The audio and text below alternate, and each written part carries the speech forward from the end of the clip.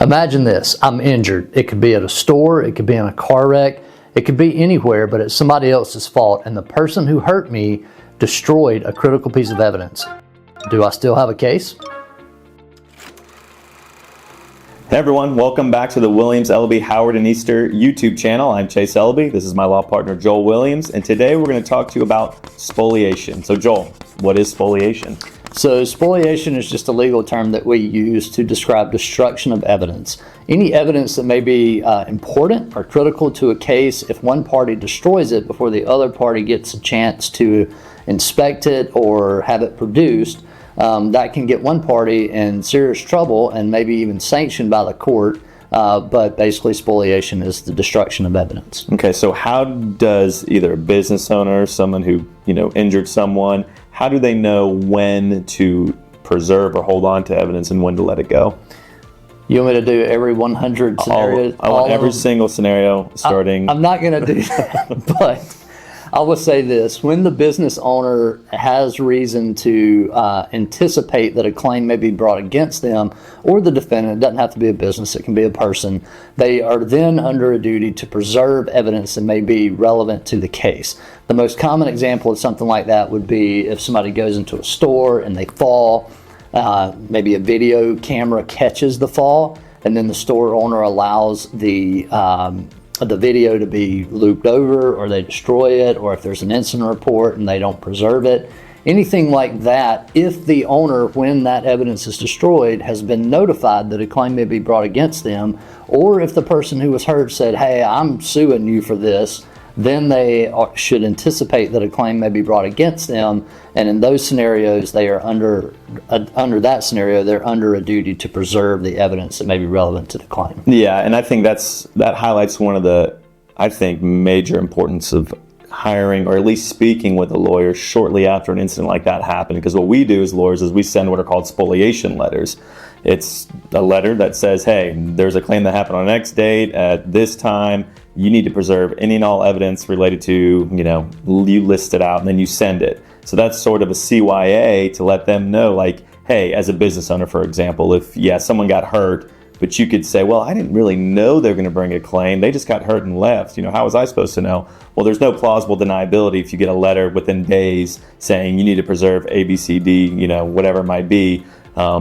And then you don't do it. So especially when it comes from a law firm. Oh, exactly, right. And there's other situations, we can go into the weeds with this, but a lot of commercial insurance companies require their insureds to have claims forms and things like that. And anytime anything happens, you got to fill this out, you got to send it to us. So that's other kind of proof, evidence that a claim or litigation is anticipated. So let me ask you this then: when they get that letter, or when they have reasonably anticipate that there's going to be a claim or a lawsuit, and then it gets destroyed, what happens then?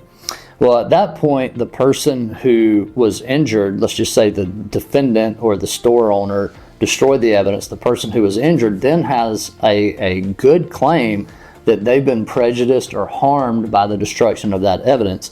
And then most courts, depending on what state you're in, but most courts are going to have wide discretion to sanction the person who destroyed the evidence. And those sanctions may range from, instructing the jury that if the evidence still existed, that it would be harmful to the spoliator or the person who destroyed the evidence. In egregious situations, the court has the power to do what we call strike the answer or dismiss the case. By striking the answer, that just basically means that liability will be established, and then you just go straight to a trial on damages where the jury has to determine how much money the injured person should be paid. So it's super important, especially if a claim may be brought against you, that you preserve that evidence, because even though that devil might be on your shoulder saying, hey, get rid of this, you don't want it to hurt you, it could actually be a lot worse for you if you get rid of that evidence. So it's better just to preserve it, turn it over to your insurance company, and let them handle it. That's right. And I guess, we talked about sort of what the remedies are if you can prove that there has been spoliation. But how do you prove it, right? You do that, in discovery, right? Yeah, so after the lawsuit's been filed and it's discovered that that evidence has been destroyed, then the person who is claiming or who is asking the court to sanction the person who destroyed the evidence In most cases, it's going to be the plaintiff or the person who was injured that's asking the court to sanction the defendant who got rid of the evidence. In that situation, they're going to have to file a motion asking the court for a specific remedy or to exactly what they want the court to do to try to fix this problem.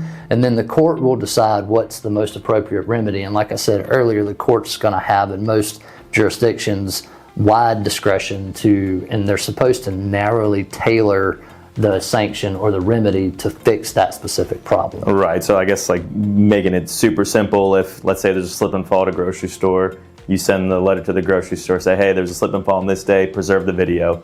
Then you file the lawsuit, you go take the person's deposition, you ask, hey, was there a video camera? Yeah, there was. Was there video of the incident? Yes, there was. Do you have that video? No, I don't. Why not? It was looped over, destroyed. Well, did you get the letter? I did.